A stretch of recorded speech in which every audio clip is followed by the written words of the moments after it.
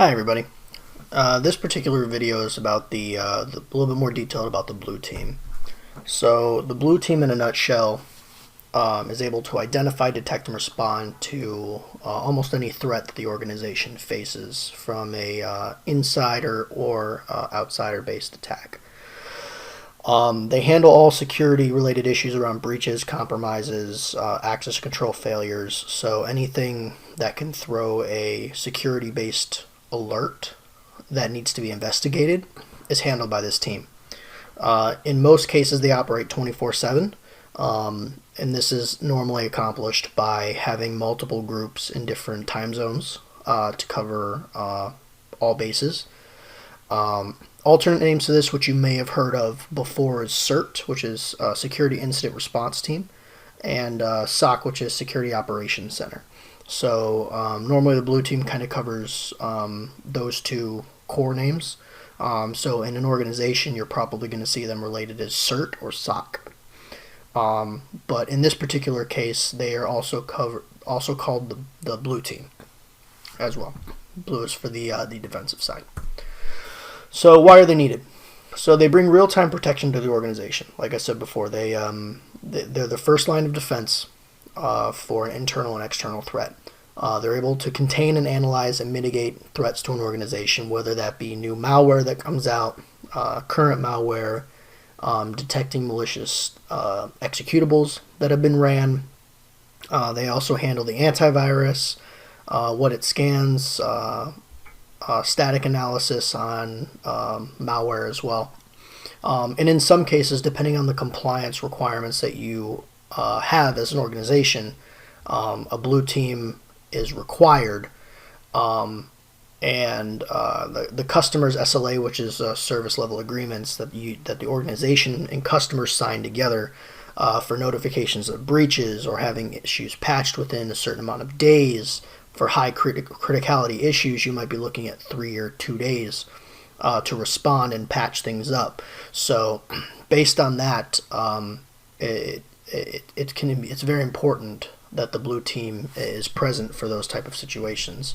So it's a yes and no, similar to red team, as if they're required. So for smaller organizations that may not have a lot of compliance requirements, or they're a small enough organization to where 1 or 2 people could probably handle a lot of the alerting. Normally, this can fall on top of the network administrator or the systems administrator.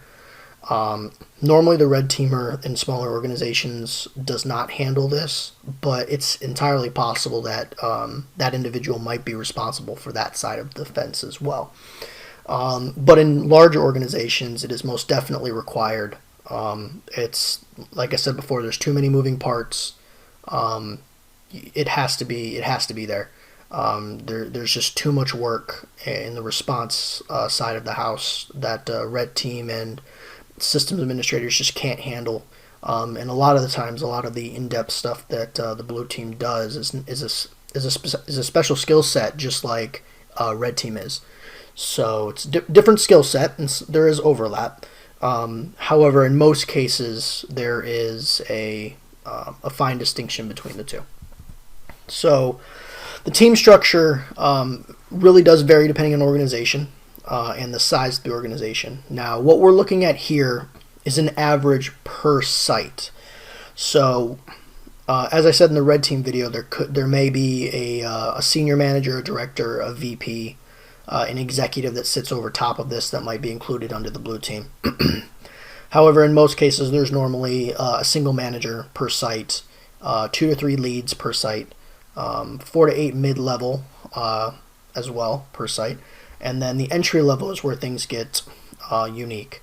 So there's different design aspects of a blue team, and depending on who you talk to, it might be a better approach. So a lot of bigger organizations tend to use rotation on contractors. So they may have 5 or 10 different contractors that need to be on rotation. So they will start off for a year, and then after their contract is up, they either renew it or give them full-time offer or let them go.